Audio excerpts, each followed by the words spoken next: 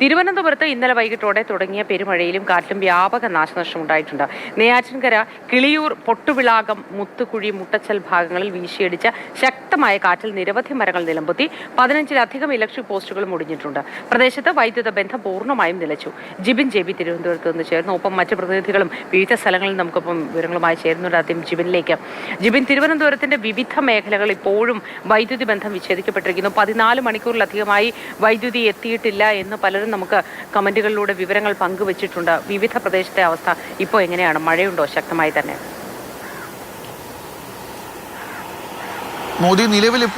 നിലവിലിപ്പോൾ മഴയില്ല എന്നുള്ളതാണ് ഒരു ആശ്വാസകരമായ വാർത്ത. പക്ഷേ ഇന്നലെ ഉച്ച മുതൽ ആരംഭിച്ച മഴയിൽ വലിയ രീതിയിലുള്ള നാശനഷ്ടമാണ് തിരുവനന്തപുരത്തിൻ്റെ എല്ലാ മേഖലയിലും ഉണ്ടായിരിക്കുന്നത്. നഗരമേഖലയിലും മലയോര മേഖലയിലും കനത്ത നാശനഷ്ടം വിതച്ചാണ് ഈ മഴയും കാറ്റും ഇന്നലെ ഉണ്ടായത്.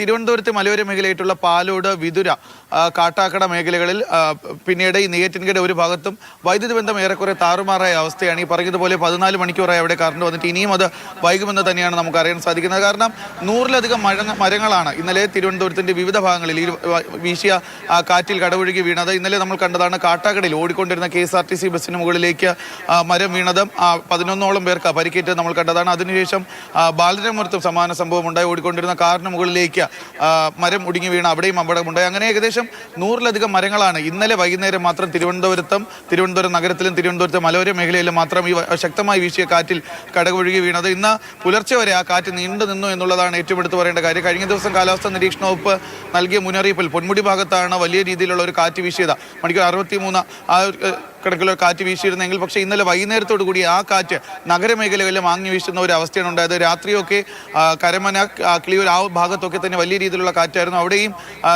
മരങ്ങൾ കടപുഴകി വീഴുന്ന ഒരു അവസ്ഥയുണ്ടായിരുന്നു. കഴക്കൂട്ട മേഖലയിൽ കഴക്കൂട്ടത്ത് രാത്രി 10 മണിയോട് കൂടിയാണ് വലിയ രീതിയിലുള്ള കാറ്റ് വീശിയത്. അതിൽ പല വീടുകളിലെയും മേൽക്കൂരയിലേക്ക് മരങ്ങൾ വീണ് അവിടെയും വലിയ രീതിയിലുള്ള നാശനഷ്ടങ്ങൾ ഉണ്ടായിട്ടുണ്ട്. പലരെയും സമീപത്തെ വീടുകളിലേക്ക് മാറ്റി പാർപ്പിച്ചിട്ടുമുണ്ട്. ആശ്വാസകരമായ ഒരു കാര്യമെന്ന് പറയുന്നത്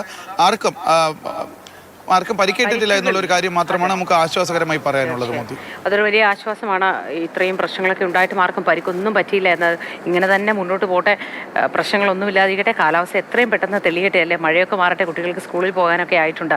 ജിബിൻ JB ആണ് വിശദാംശങ്ങൾ നൽകിയത്. വിവിധ സ്ഥലങ്ങളിൽ മഴയെക്കുറിച്ച് നമ്മുടെ പ്രതിനിധികളൊക്കെ പങ്കുവച്ചു, നമ്മുടെ പ്രേക്ഷകരും പങ്കുവയ്ക്കുന്നു. കോഴിക്കോട് ശക്തമായ മഴയുണ്ടെന്ന് പറയുന്നു. ഇപ്പോൾ ജെയിനിസ് രാജു കൂടി ഇടുക്കിയിൽ നിന്ന് നമുക്കിപ്പം ചേരുന്നുണ്ട്. Jain, good morning. ഇടുക്കിയിൽ എന്താണ് മഴയുടെ അവസ്ഥ? പല സ്ഥലങ്ങളിലും മണ്ണിടിച്ചിൽ സാധ്യത ഉള്ളതുകൊണ്ട് തന്നെ ജാഗ്രതാ നിർദ്ദേശങ്ങളൊക്കെ നേരത്തെ തന്നെ കൊടുത്തിട്ടുണ്ട്. അതേക്കുറിച്ച് പങ്കുവയ്ക്കൂ ജെയിൻ. മോത്തി, മഴയുണ്ട്. മഴ ശക്തമല്ല എന്നു മാത്രമാണുള്ളത്. കഴിഞ്ഞ ദിവസങ്ങളുമായി താരതമ്യം ചെയ്യുമ്പോൾ മഴയുടെ ശക്തി ഒരൽപ്പം കുറഞ്ഞിട്ടുമുണ്ട്. ഇപ്പോൾ ഏറ്റവും പുതുതായി നൽകാൻ കഴിയുന്ന ഒരു വിവരം എന്ന് പറയുന്നത് മലങ്കര ഡാമിൻ്റെ ഷട്ടറുകൾ 3 ഷട്ടറുകൾ പൂർണ്ണമായും താഴ്ത്തിയിരിക്കുന്നു എന്നുള്ളതാണ്. മറ്റ് 2 ഷട്ടറുകൾ, ഇപ്പോൾ തുറന്നിരിക്കുന്ന 2 ഷട്ടറുകൾ 20 സെൻറ്റിമീറ്റർ മാത്രമാണ് ഉയർത്തി വച്ചിരിക്കുന്നത്. ഇതിന് കാരണം മൂവാറ്റുപുഴയിൽ പ്രളയനിരപ്പിന് മുകളിലേക്ക് പുഴയിലെ ജലനിരപ്പ് ഉയർന്നു. അതിനെ തുടർന്നാണ് ഇപ്പോൾ മലങ്കരയിൽ നിന്ന് വെള്ളം പുറത്തേക്ക് ഒഴുക്കുന്നതിൻ്റെ അളവ് കുറച്ചിരിക്കുന്നത്. ഇനിയും വെള്ളം ഇതേപോലെ തുടർന്നാൽ മൂവാറ്റുപുഴ നഗരത്തിൻ്റെ ഭാഗങ്ങളിൽ ഉള്ള വീടുകളിലൊക്കെ വെള്ളം കയറാൻ സാധ്യതയുണ്ട്. അതുകൊണ്ടാണ് ഇത്തരം ഒരു ക്രമീകരണം ഇവിടെ ഒരുക്കിയിരിക്കുന്നത്. ഇനിയിപ്പോൾ ഡാമിലേക്ക് ഒഴുകിയെത്തുന്ന വെള്ളത്തിൻ്റെ അളവ് കൂടി പരിശോധിച്ചതിന് ശേഷമായിരിക്കും ഈ ഷട്ടറുകൾ വീണ്ടും തുറക്കുന്ന കാര്യത്തിൽ ഒരു തീരുമാനമെടുക്കുക. അതായത് വരും മണിക്കൂറുകളിൽ മലങ്കര ഡാമിൻ്റെ വൃഷ്ടിപ്രദേശത്ത് മഴ ശക്തമാവുകയും അതോടൊപ്പം തന്നെ ഇടുക്കി ജലവൈദ്യുത പദ്ധതിയിൽ നിന്നുള്ള ഉൽപ്പാദിപ്പിച്ച് വരുന്ന വെള്ളത്തിൻ്റെ അളവ് കൂടി എത്തുമ്പോൾ ഇതിന് സംഭരണശേഷി മറികടക്കാതിരിക്കുകയും വേണം. അങ്ങനെ മറികടക്കാതിരുന്നാൽ മാത്രമേ കൂടുതൽ വെള്ളം സംഭരിക്കാൻ കഴിയൂ, അല്ലെങ്കിൽ കൂടുതൽ വെള്ളം പുറത്തേക്ക് ഒഴുക്കേണ്ടി വരും. അങ്ങനെയാണെങ്കിൽ ഒരു പക്ഷേ മൂവാറ്റുപുഴയിൽ വലിയ പ്രതിസന്ധി, വീടുകളിലൊക്കെ വെള്ളം കയറാനുള്ള സാധ്യത നിലവിലുണ്ട് എന്നുള്ളത് തീർച്ചയായിട്ടും ആശങ്കാജനകമാണ്. ഇപ്പോൾ എന്തായാലും ഈ ഷട്ടറുകൾ അടച്ച് പുഴയിലെ ജലനിരപ്പ് ക്രമീകരിക്കാൻ ശ്രമിക്കുന്നുണ്ട്. മോത്തി, ശരി ജെയിൻ, ഞാൻ തിരികെ വരാം ജെയിനിലേക്ക്. നമുക്കിപ്പോൾ ജിബിൻ JB തുടരുന്നുണ്ട് തിരുവനന്തപുരത്ത് നിന്നും.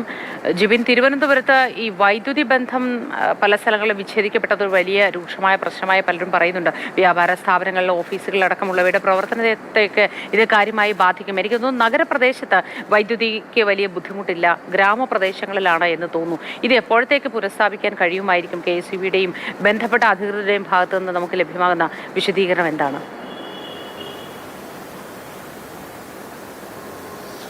മോത്തി, തിരുവനന്തപുരത്തിന്റെ ഈ നഗരമേഖലകളിൽ ഈ വൈദ്യുതി പ്രതിസന്ധി വലിയ രീതിയിലില്ല. കാരണം ഇന്നലെ രാത്രി വലിയ രീതിയിൽ മരങ്ങൾ, പ്രത്യേകിച്ച് ഈ നഗരത്തിലെ പേരൂർക്കട, വഴുതക്കാട് മേഖലകളിൽ റോഡ് വശത്ത് നിന്ന് മരങ്ങൾ മുറിഞ്ഞു വീണിട്ടുണ്ടായിരുന്നെങ്കിലും KCB മുൻകൂട്ടി തന്നെ ഇത്തരത്തിൽ റോഡിലേക്ക് ചാഞ്ഞു നിൽക്കുന്ന മരക്കൊമ്പുകൾ വെട്ടിമാറ്റിയിരുന്നത് കാരണം അവിടെ വലിയ പ്രശ്നമില്ല. പക്ഷേ ഈ മലയോര മേഖലകളിൽ അങ്ങനെയല്ല. കാരണം KCB റോഡ് വശത്തുള്ള മരങ്ങൾ മുൻപേ തന്നെ വെട്ടിമുറിച്ച ഈ ലൈൻ കമ്പിയുടെ മുകളിൽ കൂടിയുള്ള മരങ്ങളുടെ ശിഖരങ്ങൾ നേരത്തെ തന്നെ മുൻകൂട്ടി വെട്ടിമാറ്റിയിരുന്നുവെങ്കിൽ പോലും പക്ഷേ ഈ ലൈൻ കമ്പികൾ, പ്രത്യേകിച്ച് 11 kV ഒക്കെ വനത്തിന്റെ അകത്തൂടിയാണ് പല മേഖലകളിലും പോകുന്നത്. അതിലേക്കാണ് വലിയ മരങ്ങൾ കടപുഴകി വീണത്. അത് പുനഃസ്ഥാപിക്കുന്നതിന് വേണ്ടിയിട്ട് വലിയ കാലതാമസം തന്നെ നേരിടുന്നുണ്ട്.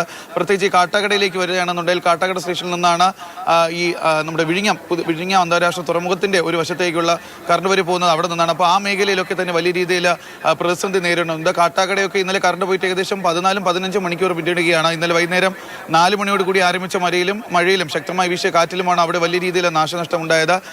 കഴിഞ്ഞ ദിവസം രാത്രിയിലും നമ്മൾ ഈ ഫയർ സ്റ്റേഷനുമായി ബന്ധപ്പെട്ട് സംസാരിച്ചപ്പോൾ അവർ പറഞ്ഞത് ഇന്നലെ രാത്രി 10 മണി വരെ വന്നത് ഏകദേശം 150-ലധികം കോളുകളാണ് മരം മുറിഞ്ഞ് വീടിൻ്റെ മുകളിലേക്കും അല്ലെങ്കിൽ റോഡ് വശത്തേക്കും വീണതുമായി ബന്ധപ്പെട്ടുള്ള കോളുകൾ വന്നത്.